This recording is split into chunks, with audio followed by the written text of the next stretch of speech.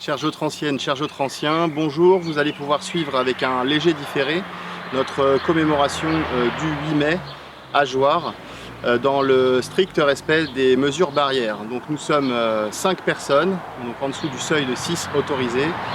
Et nous allons vous faire vivre cette commémoration au monument ici, ensuite au monument du carré militaire et puis au poilu de la Ferté-sous-Jouarre avec les dépôts de gerbes traditionnels. Bonne cérémonie à tous.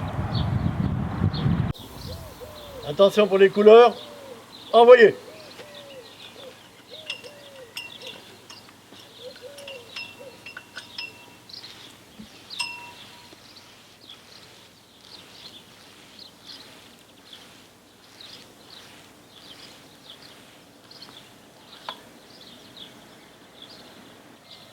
Dépôt de gerbes par Monsieur Vallée, maire de Jouarre. Gerbes de la ville de Jouarre.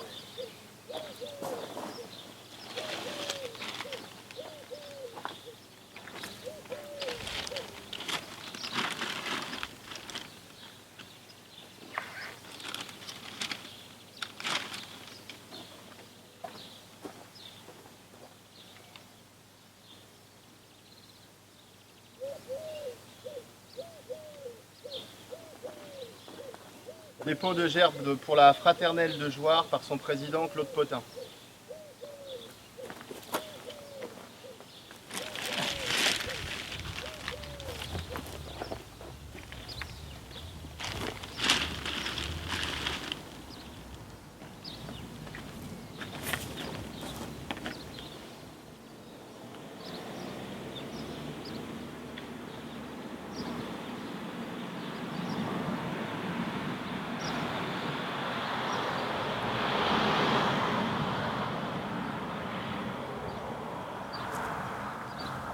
Aux morts!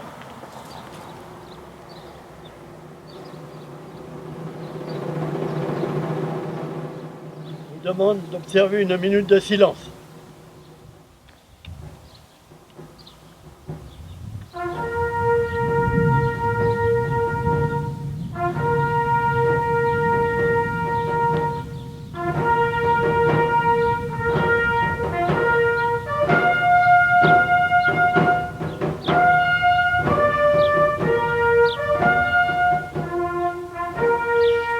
Merci. Marseillaise.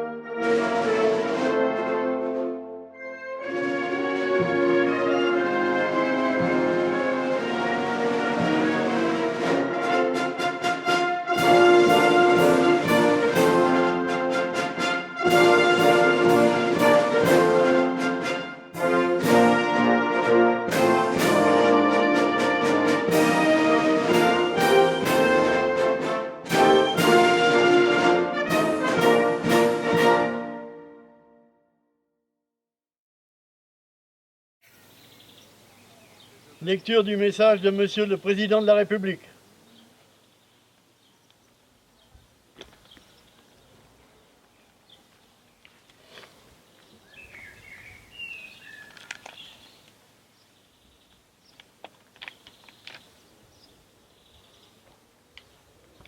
Message à l'occasion de la commémoration de la victoire du 8 mai 1945.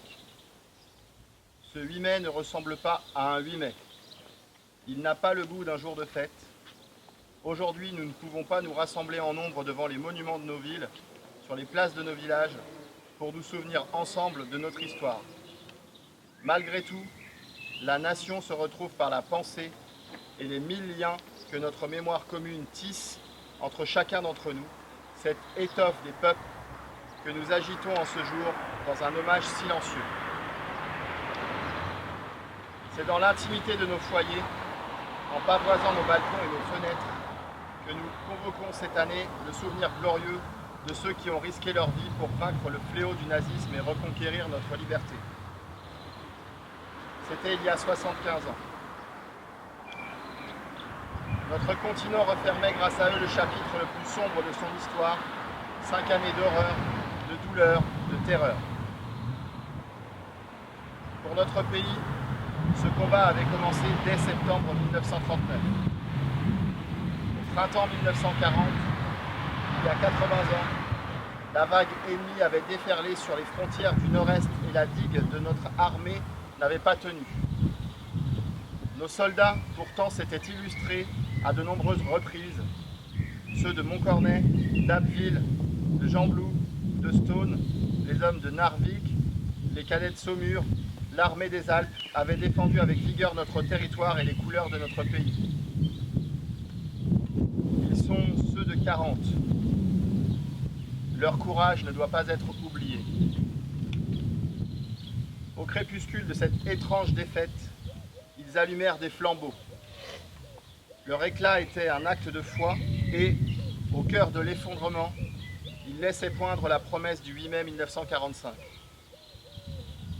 Cette aube nouvelle fut ensuite conquise de haute lutte par le combat des armées françaises et des armées alliées, par les Français libres qui jamais ne renoncèrent à se battre, par le dévouement et le sacrifice des résistants de l'intérieur, par chaque Française, chaque Français qui refusa l'abaissement de notre nation et le dévoiement de nos idéaux. La grande alliance de ces courages permit au général de Gaulle d'asseoir la France à la table des vainqueurs.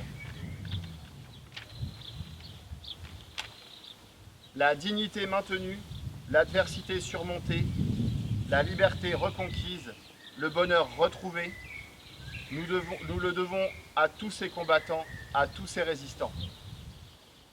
À ces héros, la nation exprime son indéfectible gratitude et sa reconnaissance éternelle. Le 8 mai 1945, c'est une joie bouleversée qui s'empara des peuples.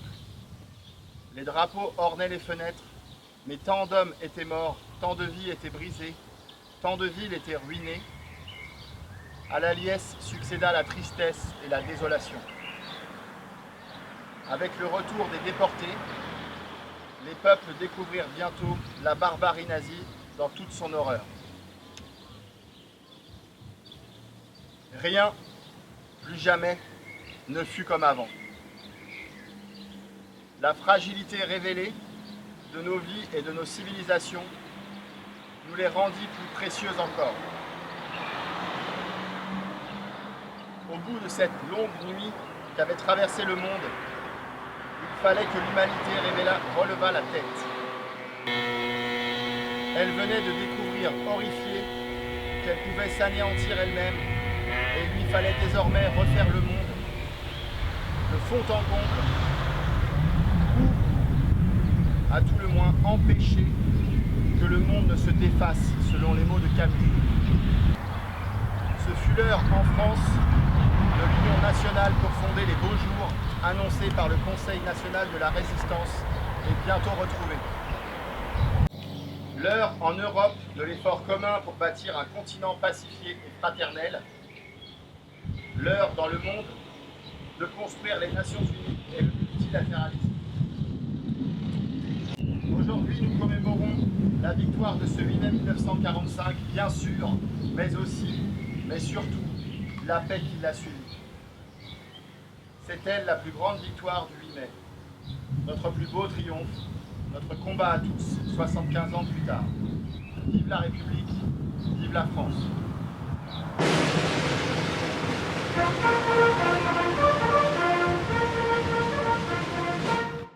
Message de l'Union fédérale des associations d'anciens combattants et victimes de guerre.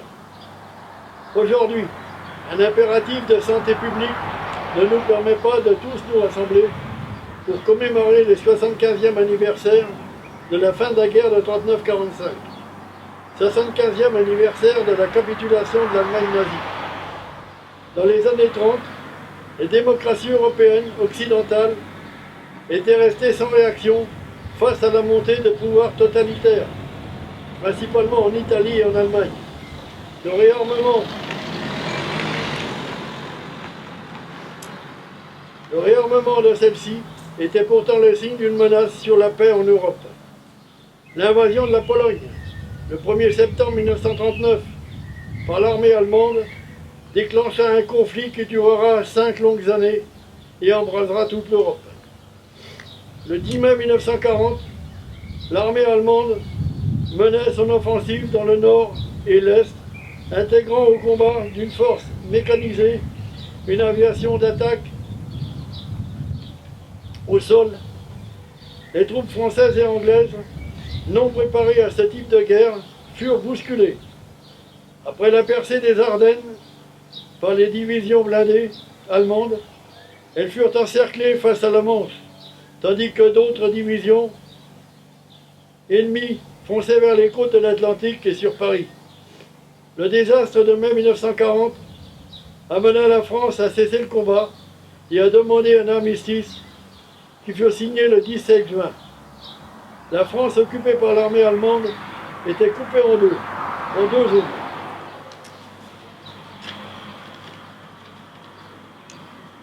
Les Allemands tenaient la bordure atlantique, le centre, le nord et le nord-est de la France et avaient annexé l'Alsace et la Lorraine.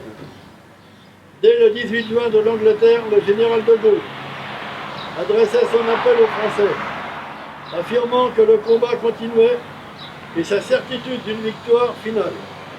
Nombreux seront ceux qui le rejoindront à Londres. Ils constitueront les premières forces françaises libres. Dès 1940, une résistance commença à s'organiser en zone occupée. Ces résistants étaient issus de tous les milieux et de toutes les formations politiques. Leur action, renseignement, sabotage, aidèrent les débarquements alliés, eurent un impact important sur la libération du territoire.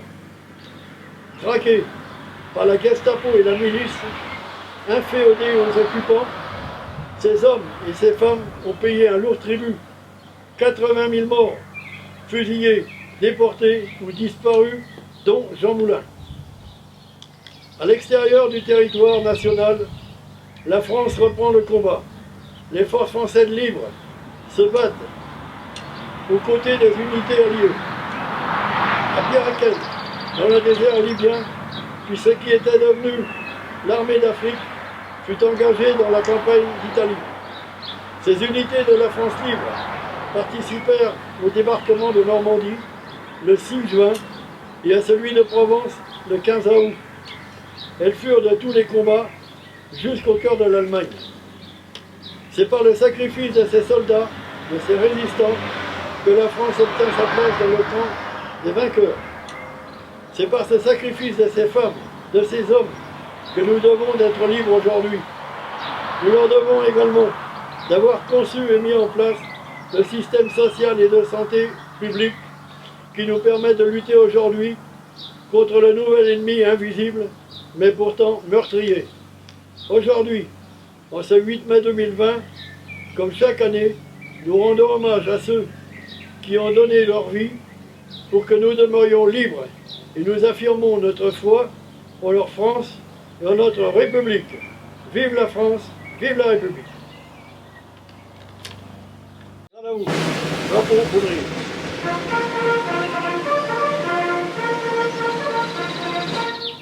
Marseillaise.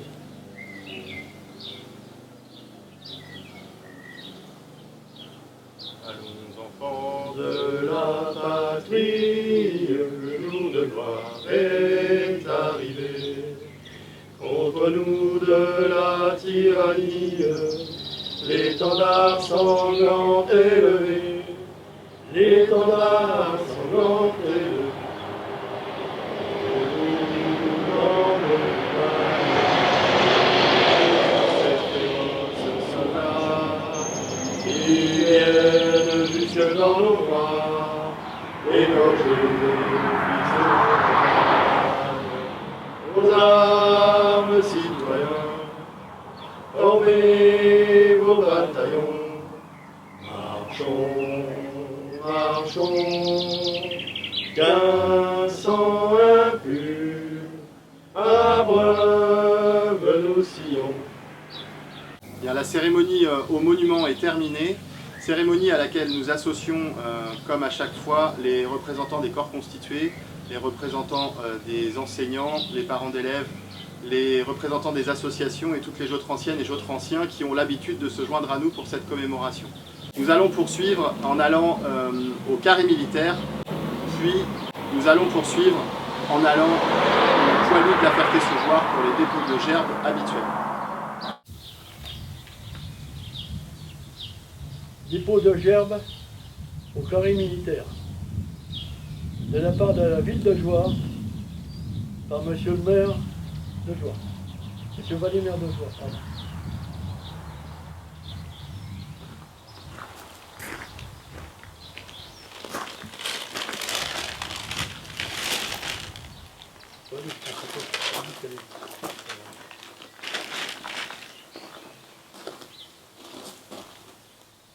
So we think of our American friends, especially from our twin city of Norwood, this Memorial Day. We hope that everything is okay for you. Dépôt de gerbes de la ville de Jouarre et de la fraternelle de Jouarre au monument de la Ferté-Saugeois.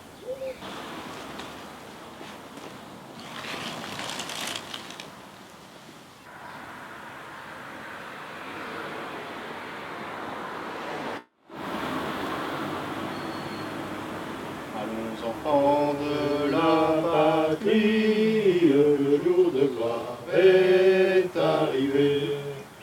Contre nous de la tyrannie, l'étendard sanglant est levé, l'étendard sanglant est levé. Entendez-vous dans nos campagnes, mugir ces féroces soldats.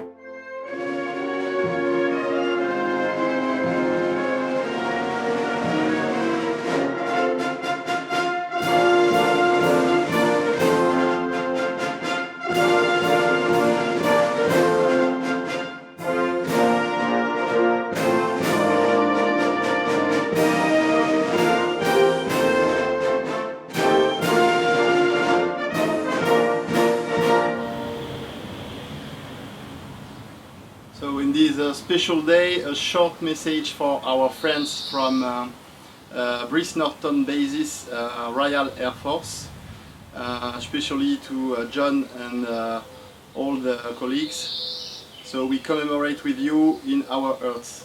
You are here with us. Take care.